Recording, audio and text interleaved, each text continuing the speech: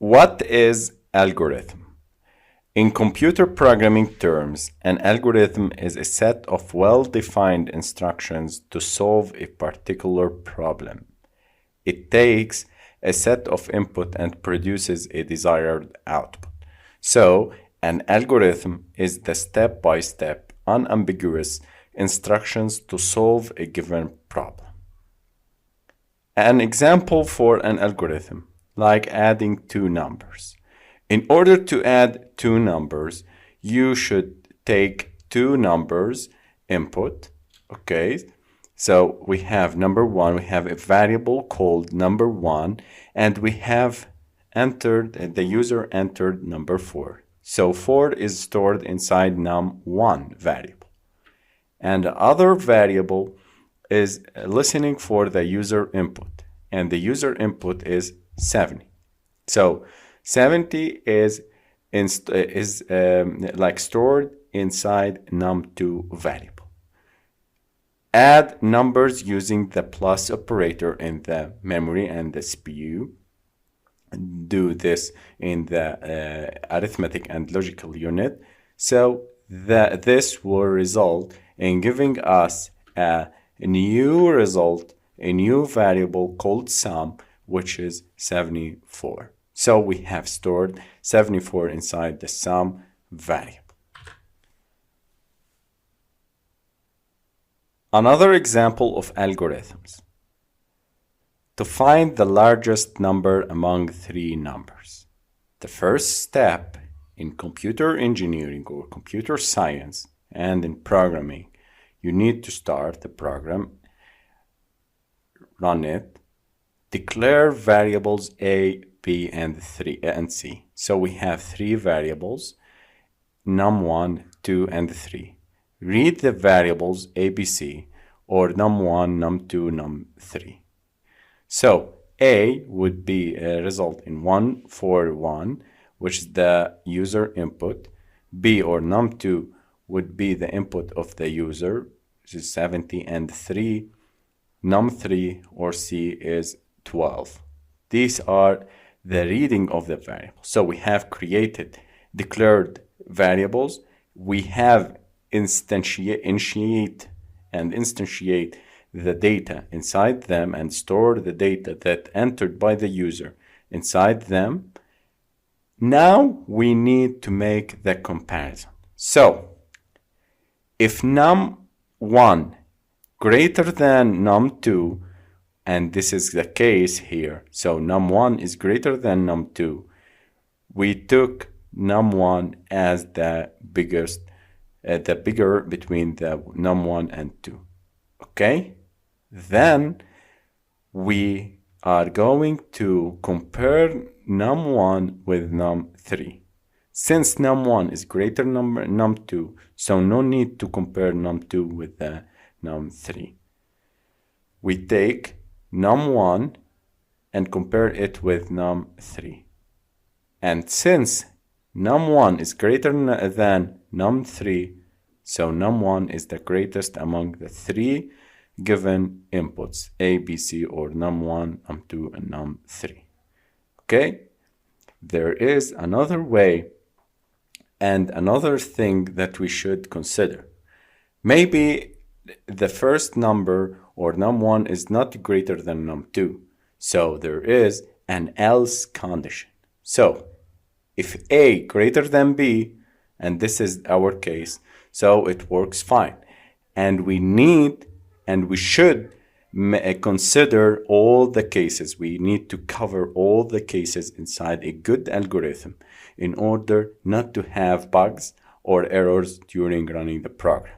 So if B greater than C, if B greater than A, then proceed. B greater than C, then display B is the largest. Otherwise, C is the greatest number. And step number 5, stop the program. Let's take an algorithm 3. Find the root of the quadratic equation ax squared plus bx plus c equal to 0. In order to solve like this example, we should declare three variables, A, B, and C. We store A as 1 because it's multiplied by 1. For example, the user entered 1. B, storing it inside it 2. The user entered 2. And C, the user entered 1 and stored inside C. Now, we need to declare another variable called determinant. This determinant is calculated by b squared minus 4ac. This is the delta, or the determinant. So the determinant of this equation, the user entered a as 1, b as 2, and c as 1. The determinant of this would be equal to 0.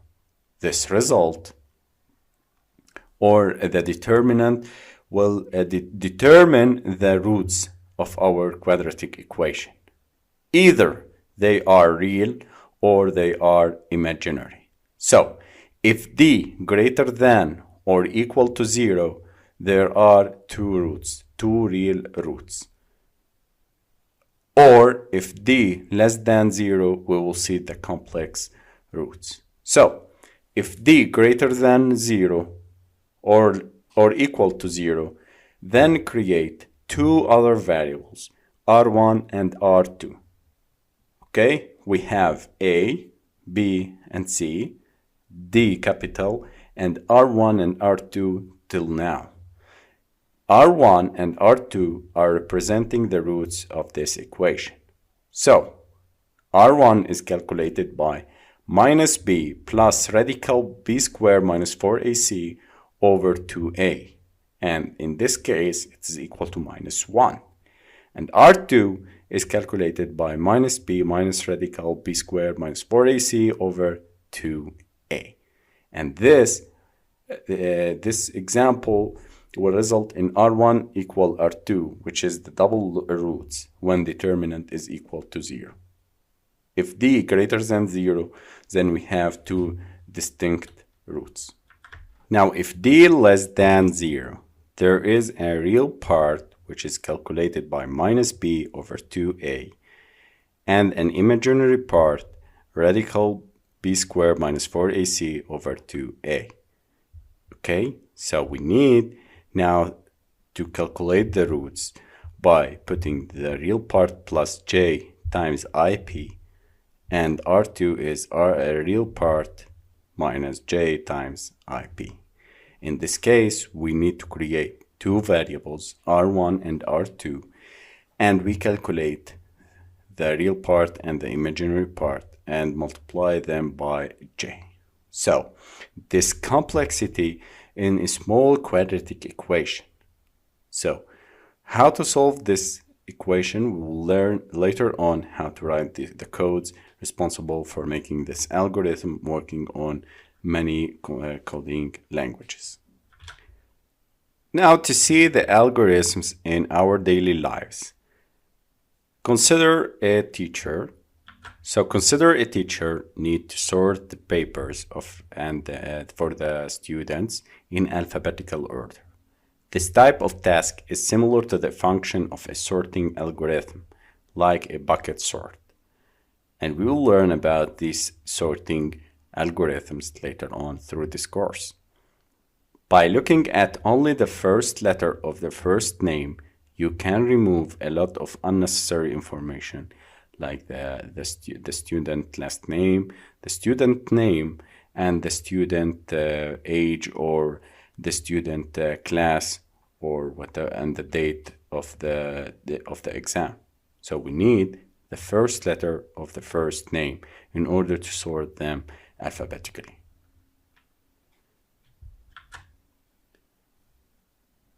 Algorithms in our daily life also. So think about arrangement of leaderboard game. And you need an algorithm like helping you to find the smallest or largest number in a list of thousands of numbers. So you need an algorithm to find the correct number and the correct score. Or you need to keep track of the highest score in a video game. Or you need to find out which seats on a train or airplane are occupied, or finding or listing results from search engines like Google, and providing the instructions that tell you how to get from one location to another with the shortest way using Google Maps. These algorithms also, we are going to learn more about them through this course.